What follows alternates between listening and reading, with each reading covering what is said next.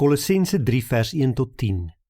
Aangesien julle saam met Christus uit die dood opgewek is, moet julle strewe na die dinge daarbo, waar Christus is, waar hy aan die regterhand van God sit.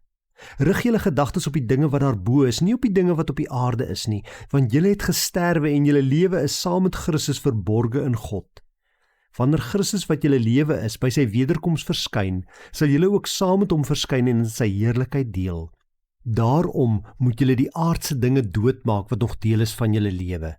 Onsedelikheid, onreinheid, welle, slegte begeertes en gierigheid wat afgoderry is. Deur sulke dinge kom die straf van God oor mense wat aan hom ongehoorsaam is.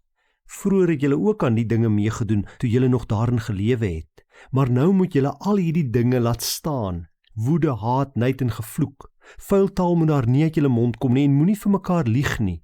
Julle het met die ou sondige mens en sy gewoontes gebreek en leef nou die lewe van die nuwe mens wat al hoe meer vernuwe word na die beeld van sy Skepper en tot volle kennis van God. Ons maak baie keer die fout om ons fokus so te plaas op hierdie lewe en op die dinge van elke dag om net te oorleef, dat ons perspektief van die ewigheid verloor. En daarom sê Paulus in Kolossense 3, nee, julle is saam met Christus uit die dood opgewek. Julle moet strewe na die dinge daarbo waar Christus is, waar hy aan die regterhand van God sit. Daarop moet julle julle gedagtes rig, daarop moet julle fokus. Ons is baie keer soos hoenders wat net pik op die grond rond. Ons sien net dit wat hier by ons op die grond lê, maar ons vergeet om op te kyk. Ons vergeet om die wye prentjie te sien. Ons vergeet om vir God te sien, vir Jesus Christus te sien aan die regterhand van God. Kyk vandag op. Rig jou gedagtes op die dinge daarbo. Kry 'n nuwe perspektief op hierdie lewe. Want as kind van God het jy saam met Jesus Christus gesterwe. Is jy dood vir hierdie lewe en het hierdie lewe geen houvas meer op jou nie. Daarom kan jy die dinge uittrek, en dit is letterlik die woord wat Paulus hier gebruik. Hy sê, julle moet hierdie aardse dinge uittrek wat nog deel is van julle lewe. Hierdie onsedelikheid, onreinheid, welle, slegte begeertes, gierigheid wat afgoderry is, trek dit uit.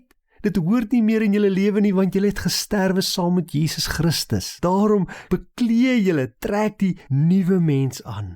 Leef nou die lewe van die nuwe mens, wat al hoe meer, elke dag meer en meer vernuwe word na die beeld van God. Vra vandag vir die Here om jou te wys, watter dinge in jou lewe is nog van die wêreld, sodat jy dit kan uittrek, sodat jy daarvan ontslae kan raak, dit voor God kan bely en jou kan beklee, daardie dinge van God kan aantrek, wat vir hom belangrik is. Here, ons wil U loof en ons wil U prys.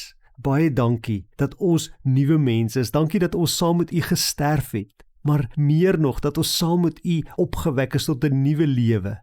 Vergewe my waar ek dikwels so vasgevang is in die elke dagse bestaan van hierdie wêreld, dat ek perspektief verloor op die ewigheid. Maak my vandag bewus van U grootheid, van U almag, van wie U is en wie ek in U is.